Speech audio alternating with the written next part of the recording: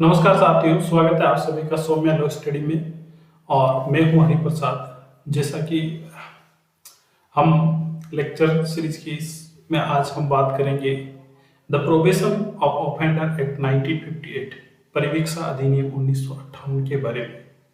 साथियों, मैं आप सभी से क्षमा प्रार्थी हूँ कि काफी लंबे समय से आपके बीच उपस्थित नहीं हो सका। ये जो एक्ट है the probation of offender act 1958, ये राजस्थान जुडिशरी आरजेएस के एग्जाम की दृष्टि से बेहद महत्वपूर्ण है। इसलिए इस वीडियो को आप एंड तक जरूर देखें। आपके लिए ये बहुत ही उपयोगी होगा, क्योंकि राजस्थान जुडिशरी के पिछले जो मेंस के पेपर है, देखिए जब सिलेक्शन की हम बात करते हैं तो जो डिपेंड करता है जो फाइनल जो कट ऑफ जाती है वो डिपेंड करता है मेंस के जो नंबर पे।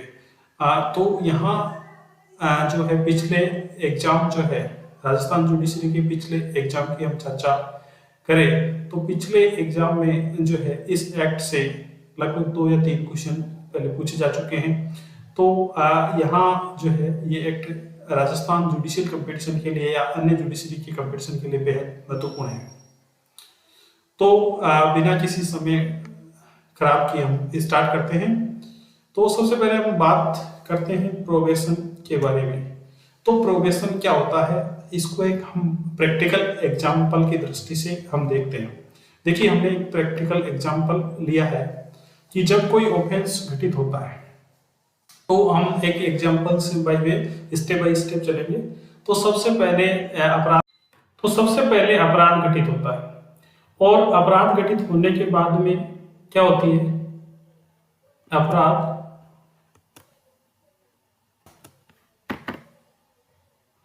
घटित होने के बाद उसकी जो है एफआईआर रजिस्टर्ड होती है, फर्स्ट इंफॉर्मेशन रिपोर्ट, जिसको कि सीआरपीसी की सेक्शन 154 में जो है रिकॉर्ड किया जाता है, जिसमें आपको जो दिखाई दे रहा है इसी फॉर्मेट में एफआईआर रजिस्टर्ड की जाती है और उसकी एक कॉपी जो है फ्री ऑफ कॉस्ट जो है परिवादी को दी जाती है, सूचनादाता को दी जाती है।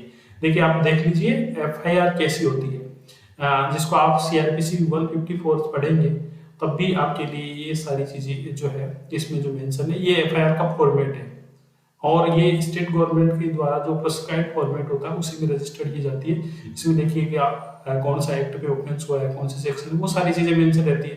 तो ऑफेंस की जो है एफआईआर रजिस्टर्ड होगी। एफआईआर रजिस्टर्ड होने के बाद में देन आफ्टर जो है इन्वेस्टिगेशन होती है, उस अपराध की इन्वेस्टिगेशन होती है। इन्वेस्टिगेशन का मतलब वास्तव में अपराध घटित हुआ तो उसके पीछे क्या एविडेंस है, क्या अपराध घटित हुआ या नहीं घटित हुआ। तो जो पुलिस के द्वारा जो तथ्यों की जांच की जाती है, जो साक्ष्य की खोज की जाती है, वो होती है इन्वेस्टिगेशन। इन्वेस्टिगेशन को जो है अन्वेषण को जो है दंड प्रक्रिया संहिता सीआरपीसी 1973 में जो है डिफाइन किया गया।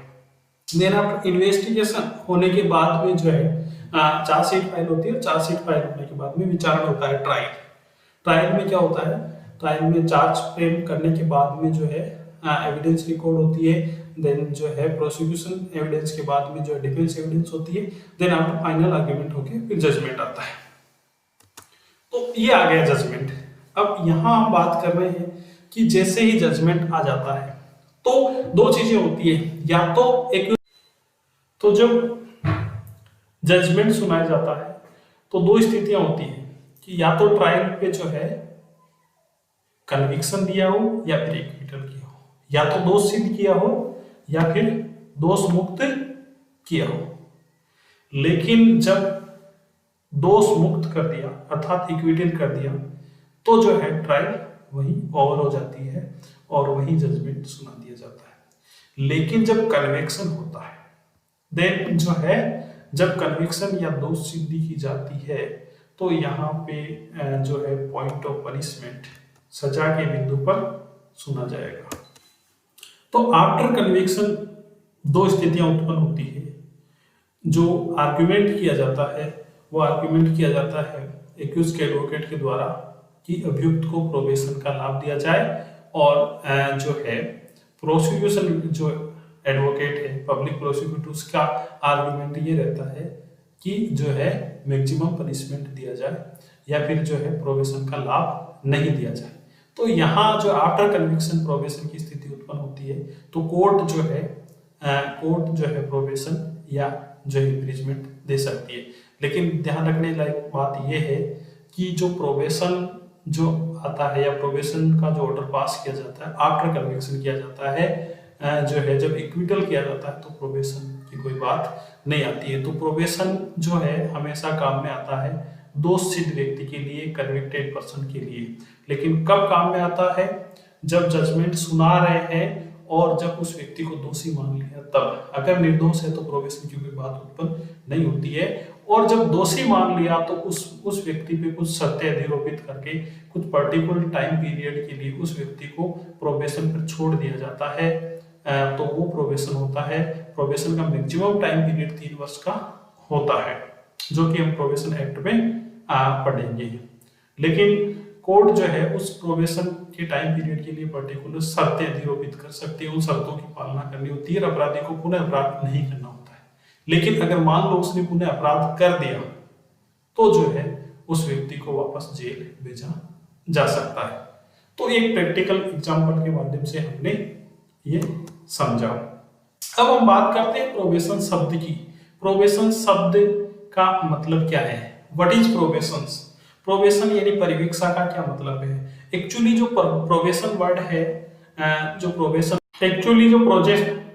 शब्द है, जो परिवीक्षा शब्द है, वो उसकी उत्पत्ति होती है प्रोबेयर वर्ड से। और प्रोबेयर वर्ड का मतलब होता है टू टेस्ट, यानी कि प्रोबेयर का मतलब हुआ परीक्षा। परीक्षा या परिवीक्षा इसका हिंदी में अर्थ होता है टू टेस्ट, यानी कि उस व्यक्ति की परीक्षा लेना। तो यहाँ पे किस व्यक्ति की परीक्षा ली जाती है? कि किसी व्यक्ति को निश्चित टाइम पीरियड के लिए परीक्षा पर छोड़ दिया जाता है कि वो अपराध नहीं करे। तो यहाँ प्रोबेयर मीन्स टू टेस्ट, अर्थात उस व्यक्ति की परीक्षा लेना, परिवीक्षा लेना, ये जो है प्रोबेयर शब्द का अर्थ है। और प्रोबेयर शब्द से बना है प्रोबेशन। तो under probation a person convicted of a crime is given chance to remain within the community instead of for valid reason। अर्थात जिस व्यक्ति को कन्विक्टेड कर दिया है, जिस व्यक्ति को दोषी मान लिया है, आफ्टर कन्विक्शन जो बची हुई अवधि है उस व्यक्ति को जेल में नहीं भेज के जो है उस व्यक्ति को परीक्षा पर छोड़ दिया जाए। इट इज ग्रांटेड बाय जज through his discussion mainly in non violence crime when it is first time offense। ये किसके द्वारा पास किया जाता है? तो जिस मजिस्ट्रेट के द्वारा जजमेंट सुनाया जाता है उसका विवेकाधिकार रहता है कि वो विवेकाधिकार का उपयोग करते हुए ऐसे व्यक्ति को जिन्होंने गंभीर अपराध नहीं किया है और प्रथम बार अपराध किया है उन व्यक्तियों को परिवीक्षा पर छोड़ने का सेंटेंस ऑर्डर पास नहीं करके ऐसा आदेश पास कर देता है कि उस व्यक्ति को परिवीक्षा पर छोड़ देता है। The convict is required to follow certain court order rules and regulations under the guidance of probation officer। अब जिस व्यक्ति को प्रोबेशन पर छोड़ा जाता है उसको कुछ शर्तें और कुछ जो कंडीशंस, कुछ रियल, जिस व्यक्ति को प्रोबेशन पे छोड़ा जाता है उस व्यक्ति को कुछ शर्तें, कंडीशंस फॉलो करनी होती है और उस कंडीशंस को फुलफिल करना होता है और उस व्यक्ति को उस टाइम पीरियड के दौरान जो है प्रोबेशन ऑफिसर अर्थात परिवीक्षा अधिकारी के अंडर में रहना पड़ता है। सर्टेन कंडीशंस में involve performance of community services and welfare arrangement for the use of alcohol, drugs not permitted to the meet certain purpose and appear in the court when the requested। इस प्रकार की शर्तें लगाई जा सकती है कि वो अल्कोहल वगैरह का यूज नहीं करेगा इस टाइम पीरियड के दौरान, किसी प्रकार का नशा नहीं करेगा, सदाचार बनाए रखेगा, अच्छा आचरण बनाए रखेगा। तो प्राइमरी बेस आपके जो है प्रोबेशन आपके समझ में आएगा। प्रोबेशन का मतलब होता है परिवीक्षा, परिवीक्षा का मतलब होता है कुछ निश्चित टाइम पीरियड के लिए सदाचार बनाए रखना, अपराध नहीं करना और जो है कोर्ट की रूल रेगुलेशन को फॉलो करना और परिवीक्षा अधिकारी के अंडर में रहना। तो ये होता है जो है प्रोबेशन। तो जो है प्रोबेशन एक्ट क्या कहता है? प्रोबेशन ऑफ ऑफेंडर एक्ट 1958 क्या कहता है इसके बारे में हम देखेंगे। तो इस एक्ट की हम बात करते हैं, probation of offenders act 1950 act. Probation of offender act 1958 के क्या ऑब्जेक्टिव है, इसके उद्देश्य क्या है? तो सबसे पहला उद्देश्य release of offender on the probation, अपराधियों को प्रोबेशन पर छोड़ना इसका मुख्य उद्देश्य। दूसरा release of offenders after admonition, दूसरा यह है कि अपराधियों को एडमोनिशन पर छोड़ना अर्थात समय बरसना पर चेतावनी देना। तीसरा इसका ऑब्जेक्ट है person under 21 year of age are not to be sentenced, जो कि इसके धारा 6 में हमारे को देखने को मिलेगा। इसकी सेक्शन 6 की हम स्टडी करेंगे। तो इसका ये ऑब्जेक्ट रहेगा कि जो 21 ईयर एज से कम आयु के जो बच्चे हैं या फिर जो किशोर है उनको जो है जेल में नहीं भेजे। फिर अगला इसका ऑब्जेक्ट है the person released on probation does not suffer a disqualification attached to the conviction under any act and other laws, जिस व्यक्ति को इस एक्ट में दोषी मान लिया गया है और जो है इस एक्ट के अकॉर्डिंग उसको प्रोबेशन पर छोड़ दिया गया है, उसको डिस्क्वालीफाई नहीं माना जाएगा। इस सेक्शन 12 में हमारे को देखने को मिलेगा। तो इसके 4 महत्वपूर्ण ऑब्जेक्ट है, आप याद कर लीजिएगा। Release of offenders on probation, परीक्षा पर छोड़ना अपराधियों को। दूसरा release of offenders after admonition, समय बरसना पर छोड़ना अपराधियों को। और तीसरा इसका ऑब्जेक्ट है person under 21 year of the age are not to be sentenced, 21 वर्ष से कम व्यक्तियों को जो है कारावास में नहीं भेजा जाए। चौथा इसका ऑब्जेक्ट है जिन व्यक्तियों को परीक्षा पर छोड़ा गया है, release on the probation does not suffer disqualification, उसको डिस्क्वालीफाई नहीं माना जाएगा। ये इसके ऑब्जेक्ट है। फिर बात आती है, हम बात करते हैं कि the probation of offender act 1958, इसका इंट्रोडक्शन क्या है। तो प्राइमरी से इसकी परिचय की बात करते हैं। तो जहां तक इसका जो प्रथम भाग है, जो सेक्शन 1 है, जो धारा 1 है, उस धारा 1 में जो है इसका परिचय बताया गया है। तो इसका जो टाइटल होगा the probation of offender act 1958, अपराधी परीक्षा अधिनियम 1958 होगा। और इसका विस्तार अकॉर्डिंग टू दिस एक्ट पूरे भारत पे इसका विस्तार होगा। लेकिन इसके स्टार्टिंग में यह कहा गया था except the state of Jammu and Kashmir. तो इसके स्टार्टिंग में कहा गया था कि except the state of Jammu and Kashmir, Jammu Kashmir राज्य पे ये लागू नहीं होगा। लेकिन आपको पता है कि लास्ट ईयर एक नया एक्ट आया है, उस एक्ट का नाम है the Jammu and Kashmir reorganisation act 2019, और ये एक्ट लागू हुआ 31 अक्टूबर ऑफ 2019। तो 31 अक्टूबर 2019 के बाद ये एक्ट जब से आया है, तो इस एक्ट के 5वें शेड्यूल के द्वारा जो है जम्मू एंड कश्मीर जो वर्ड है उसको ओमिट कर दिया गया, अर्थात उसको हटा दिया गया है। अब जो एक्ट है, ये एक्ट पूरे भारत पे लागू होता है। तो 5th शेड्यूल, अब यहाँ महत्वपूर्ण बात यह है कि कब जम्मू कश्मीर राज्य पे लागू हुआ, तो आपको महत्वपूर्ण ध्यान में रखना है, डेट है वो 31 अक्टूबर 2019 से जम्मू कश्मीर राज्य पे एक्ट लागू हो गया। किस एक्ट के थ्रू ये लागू हुआ, तो the Jammu and Kashmir reorganisation act 2019 के थ्रू लागू हुआ। कहां दिया हुआ है, तो ये जो इसका 5th शेड्यूल है उसकी एंट्री 82 जो सीरियल नंबर है, उसमें ये दिया गया है कि ये जो वर्ड है J and Kashmir, Jammu and Kashmir except word जो है वो ओमिट कर दिया गया है। तो अर्थात अब ये पूरे भारत पे लागू होता है। इसका एक्ट नंबर क्या है, तो जब 1958 में आया था तो इसका उस समय का एक्ट नंबर 20 है, उसका अधिनियम संख्या 20 है। इसमें टोटल कितने सेक्शन है, उसमें टोटल 19 सेक्शन है। यहाँ पे महत्वपूर्ण बात है कि थोड़ा सा मिस्टेक हो गई है, इसमें 20 लिखा गया है, लेकिन इसमें टोटल धाराएं 19 है। और ये किस वर्ष में पास हुआ था, तो ये जो है भारत गणराज्य के किस वर्ष में ये पारित हुआ, तो भारत गणराज्य के 90वें वर्ष में 9th ईयर में जो है ये एक्ट पास हो गया। अब बात आती है इसके सेक्शन 2 की। जिस प्रकार से हर अधिनियम की धारा 2 बहुत महत्वपूर्ण होती है, तो इसका सेक्शन 2 जो है उसमें डेफिनेशन दे रखी है। डेफिनेशन क्लॉज बहुत महत्वपूर्ण है, तो एक बार डेफिनेशन क्लॉज हम देखते हैं। तो इसकी सेक्शन 2 के क्लॉज है ABCD। इसमें 4 परिभाषाएं हैं, हिंदी में कैक है, गैग है और इंग्लिश में ABCD। तो सबसे पहले इन्होंने कोड को डिफाइन किया। Code means the code of criminal procedure, अर्थात कोड का मतलब यहाँ CRPC है। प्रोबेशन ऑफिसर किसे कहेंगे? तो an officer appointed to be an probation officer recognised as subsection 13, जो इस एक्ट की धारा 13 में जिस व्यक्ति को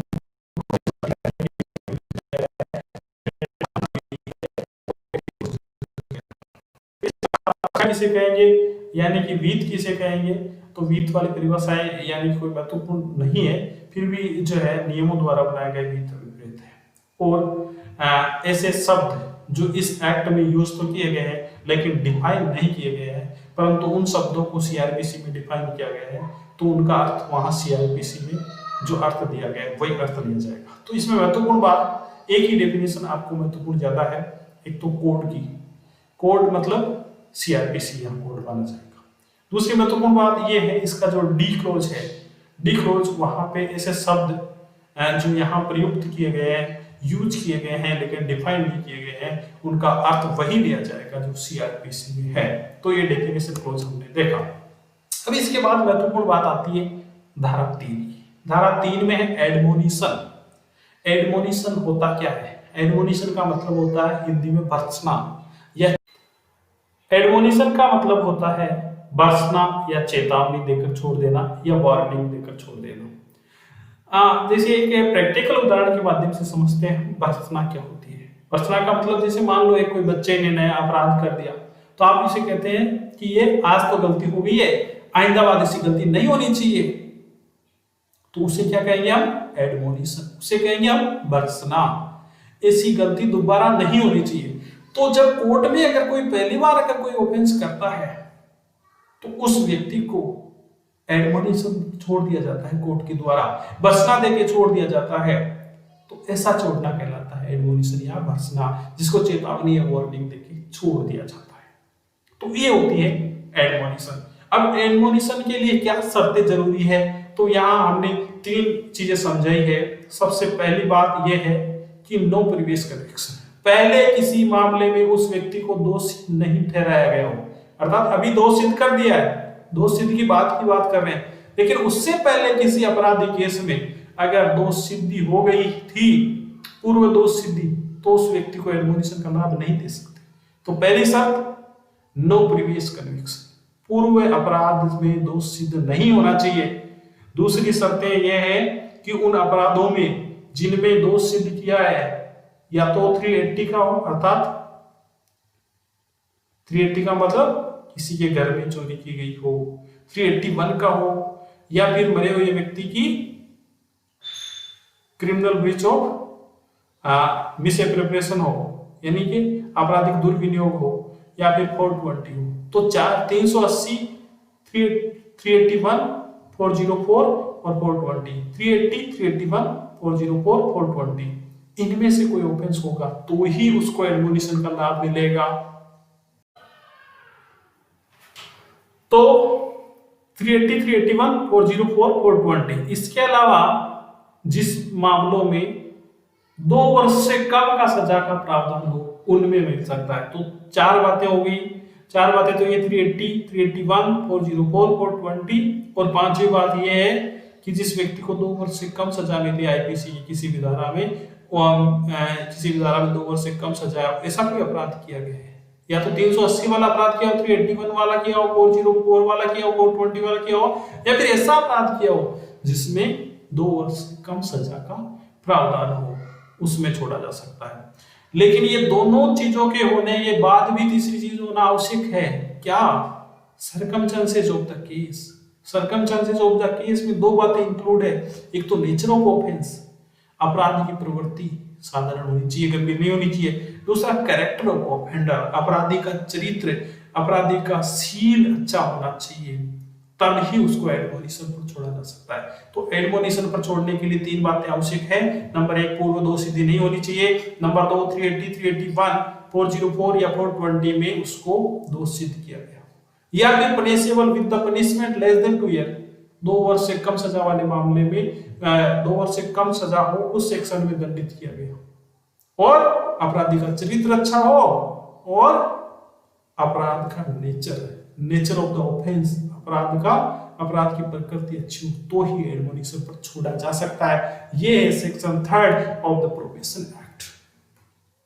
तो प्रोबेशन एक्ट के सेक्शन 3 को हमने समझा, क्या कहती है एक्ट की लैंग्वेज, उसको हम देखते हैं। एक्ट की लैंग्वेज कहती है power of court to release on certain offenders after admonition, यानी कि अपराधियों को समय बरसना पर छोड़ देने की। तो when any person is found guilty of having committed an offense punishable under section 380 or section 381, 404, 420 Indian Penal Code 1860, or any offense is punishable with imprisonment for not more than 2 years or with fine, with both under the Indian Penal Code.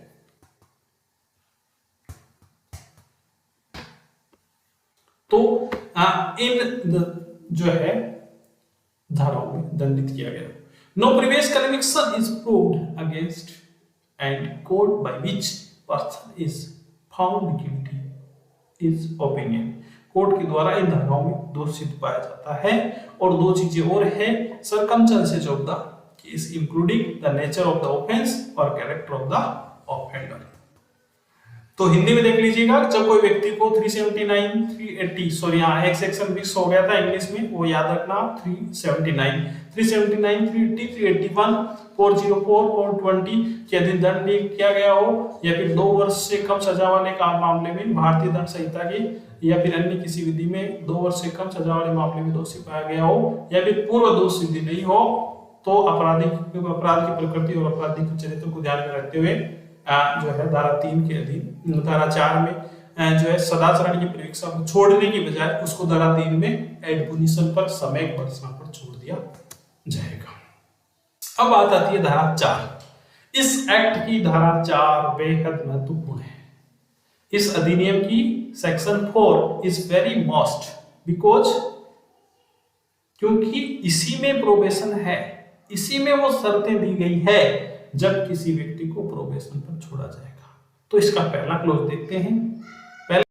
इस section का पहला close section 4 में probation है। Section 4 का पहला close कहता है कि when any person is found guilty of having committed an offence not punishable with the death और इम्प्रिजनमेंट फॉर लाइफ, जब किसी व्यक्ति को, जब किसी ऑफेंडर को जो है मृत्युदंड या फिर आजीवन कारावास से दोष सिद्ध नहीं किया गया हो। तो महत्वपूर्ण बातें हैं यहाँ पे कि जिस मामले में प्रोबेशन पर छोड़ा जाता है वो मामला पनिशेबल विद डेथ और लाइफ इम्प्रिजनमेंट नहीं होना चाहिए।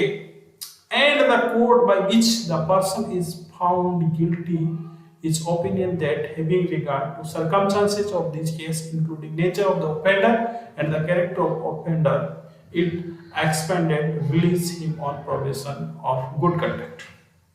तो 3 बातें यहाँ पे महत्वपूर्ण है। 3 बातें क्या? नंबर 1, केस जिसमें दोषी सिद्ध किया गया उस व्यक्ति को वो मृत्युदंड, आजीवन कारावास से दंडित नहीं होना चाहिए। दूसरी बात यह है कि परिस्थितियों के जिसके अंतर्गत अपराध की प्रकृति और अपराधी का चरित्र है उसको ध्यान में रखते हुए जो है सदाचरण पे छोड़ दिया जाता है। और एक महत्वपूर्ण बात यहाँ पे देखिए, मृत्युदंड, आजीवन कारावास से दंडित नहीं होना चाहिए। और परिस्थितियों में 2 चीजें हैं इसमें, एक तो अपराध की प्रकृति, नेचर ऑफ ऑफेंस, और अपराधी का चरित्र, दोनों को ध्यान में रखते हुए सदाचरण की परीक्षा छोड़ दिया जा सकता है।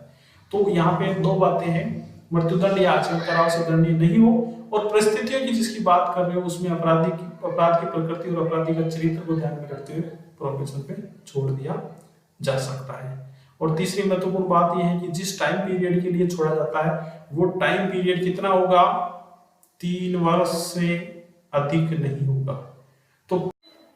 तो किस व्यक्ति को छोड़ा जा सकता है? तो ऐसे व्यक्ति को छोड़ा जा सकता है जिसने मृत्युदंड, आजीवन कारावास से दंडनीय अपराध नहीं किया हो। दूसरी बात, अपराध की परिस्थितियां अच्छी हो जिसमें अपराधी का चरित्र और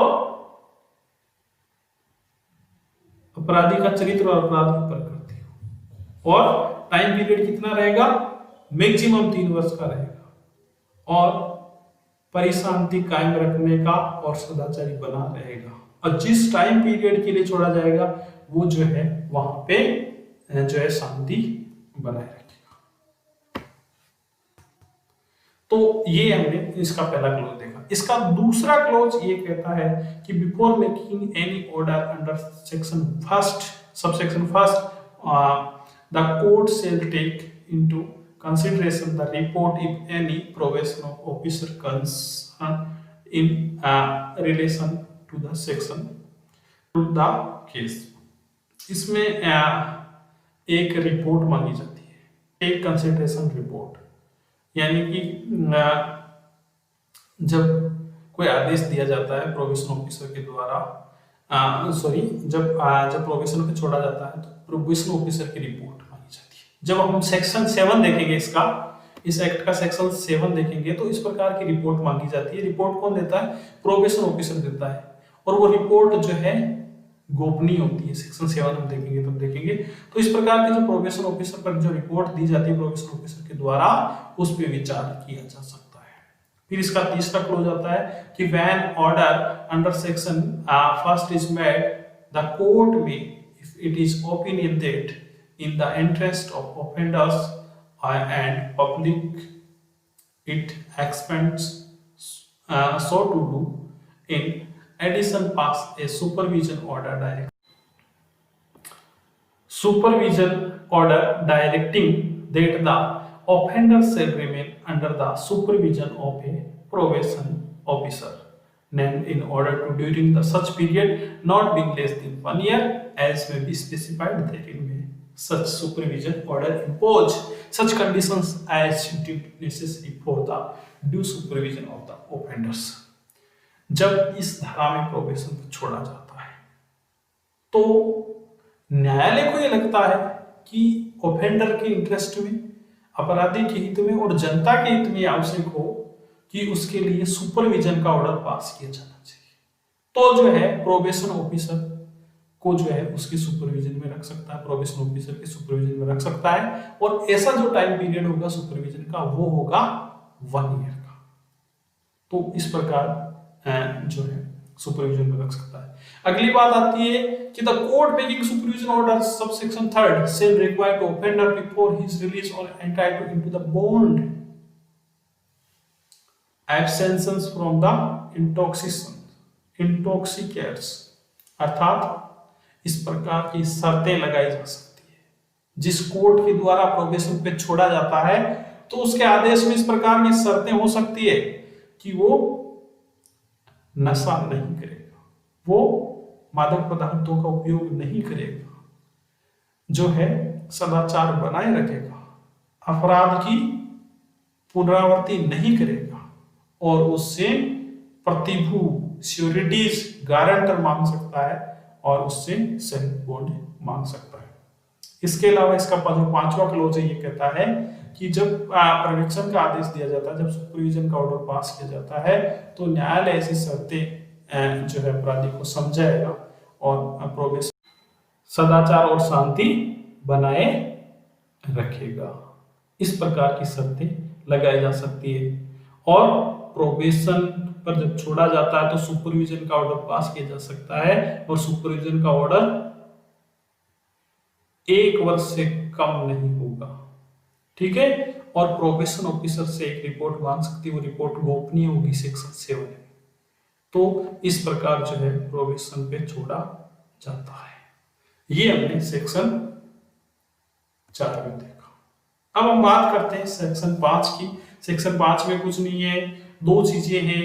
सेक्शन 5 में जब सेक्शन 3 या 4 में जब छोड़ा जाता है किसी व्यक्ति को, तो वहां पे न्यायालय उन व्यक्तियों से कंपनसेशन वसूल सकता है जिन व्यक्तियों को छोड़ा गया है।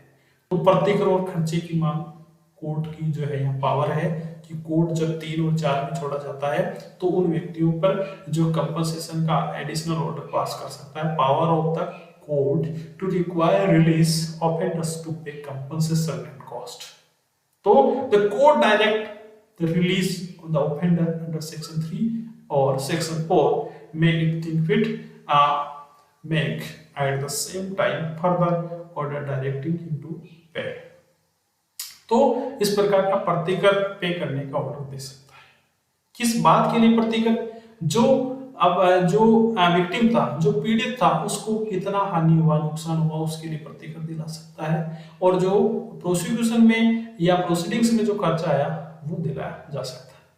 अगर वो खर्चा दिलाया जाता है, अगर वो नहीं पे करे तो जिस प्रकार से जुर्माना वसूला जाता है उसी प्रकार से वसूला जाएगा। और इस प्रकार का जो कंपनसेशन है जब सिविल केस किया जाता तो उसमें काउंटिंग में लिया जा सकता है। ये सेक्शन 5 में हमने देखा। अब बात आती है सेक्शन 6 की। तो जो है सेक्शन 6 की बात करते हैं तो सेक्शन 6 ये कहता है कि 21 वर्ष से कम आयु वाले अपराधियों को कारावास में नहीं भेजा जाएगा। 21 वर्ष से कम। Restriction on imprisonment of offenders under 21 year of the age. देखिए क्या होता है कि इस एक्ट का ऑब्जेक्ट जो हमने देखा उसमें महत्वपूर्ण बात ये है कि महात्मा गांधी ने जैसे कहा था कि हमारे को अपराध से घृणा करनी चाहिए, अपराधी से नहीं। तो इस एक्ट का ऑब्जेक्ट है अपराधियों को सुधारात्मक प्रवृत्ति की ओर ले जाना, ताकि वो अपराध पुनः नहीं करे, अपराधियों को सुधार का मौका दिया जाए। इसलिए जो 21 वर्ष से कम आयु वाले जो व्यक्ति है उनको जेल में नहीं भेजा जाए, ये जहां तक हो सके प्रावधान किया गया है सेक्शन 6 में। क्योंकि जब तक अपराध की गंभीरता नहीं है तब तक 21 वर्ष से कम आयु वाले व्यक्ति को प्रोबेशन पे छोड़ दिया जाना चाहिए, उनको सुधार का मौका दिया जाना चाहिए। देखिए जेल में भेजा जाता है तो व्यक्ति भयानक अपराधियों के संपर्क में आके अपराध की ओर प्रवृत्त होता है, इसलिए उनको सुधार का मौका दिया जाना चाहिए। धारा 4, धारा 3 और धारा 6 का ऑब्जेक्ट यही है। तो 21 वर्ष से कम आयु वाले व्यक्तियों को अपराधियों के कारावास में निर्बंधन किया गया है कि जहां तक हो सके ऐसे व्यक्तियों को छोड़ दिया जाना चाहिए। तो इसमें कहा गया है कि when any person under 21 years of the age found guilty having committed an offense punished with imprisonment but not imprisonment for life। यहां भी महत्वपूर्ण बात यह है कि आजीवन कारावास से दंडनीय मामला नहीं होना चाहिए, लाइफ इम्प्रिजमेंट से दंडनीय नहीं होना चाहिए, कैपिटल पनिशमेंट से दंडनीय नहीं होना चाहिए। The code by which the person is found guilty shall not sentence him to the imprisonment unless it is satisfied that having regard to the circumstances of the case, including the nature of the offense and character of the offender, it would not be desirable to deal with him under section 3rd or section 4th, and if the court pass any sentence of imprisonment on the offender, it shall record its reason for doing so। तो जब 21 वर्ष से कम आयु वाले व्यक्ति को दोषी पाया जाता है लेकिन आजीवन कारावास वाले मामले में नहीं दोषी पाया जाता है, तो उसको जब कोर्ट को लगता है कि उसको धारा 3 और 4 के अधीन विवाह किया जाना चाहिए तो जो है उसको छोड़ देगा और ऐसे कारण लिखेगा। लेकिन महत्वपूर्ण बात यहां भी है क्या कि जब इस व्यक्ति को छोड़ा जाता है तो circumstances the offense, circumstances of this case देखा जाता है, जिसमें दो चीजें आती है, अपराधी का चरित्र और अपराध की प्रकृति। इन बातों को ध्यान में रखा जाता है तो 21 वर्ष से कम आयु वाले व्यक्ति को छोड़ा जाता है। और इस प्रयोजन पे जब छोड़ा जाता है तो अपराधी के बारे में जो है प्रोबेशन ऑफिसर से रिपोर्ट मांगेगा।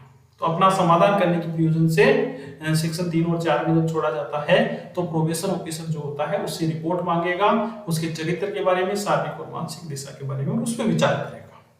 और सेक्शन 7 ये कहता है, एक तो पढ़ा था हमने सेक्शन 4 में, एक पढ़ा सेक्शन 6 में, दो जगह प्रोबेशन ऑफिसर की रिपोर्ट मांगी जाती है। सेक्शन 4 के क्लोज सेकंड में, सेक्शन 6 के क्लोज सेकंड में वो जो रिपोर्ट मांगी जाएगी वो रिपोर्ट क्या होगी? वो रिपोर्ट गोपनीय होगी, वो रिपोर्ट कॉन्फिडेंशियल होगी। लेकिन कोर्ट को अगर ठीक लगता है तो जो ऑफेंडर है उसको बता सकता है और उसको एविडेंस पे बेस करने का अवसर भी दिया जा सकता है जब वो रिलेवेंट हो। तो इस प्रकार इस आज के लेक्चर में हमने जो महत्वपूर्ण सेक्शन समझे हैं प्रोबेशन एक्ट के, सेक्शन 4, सेक्शन 3, सेक्शन 6, ये महत्वपूर्ण सेक्शन है। और प्रोबेशन क्या होता है इसके बारे में समझा है।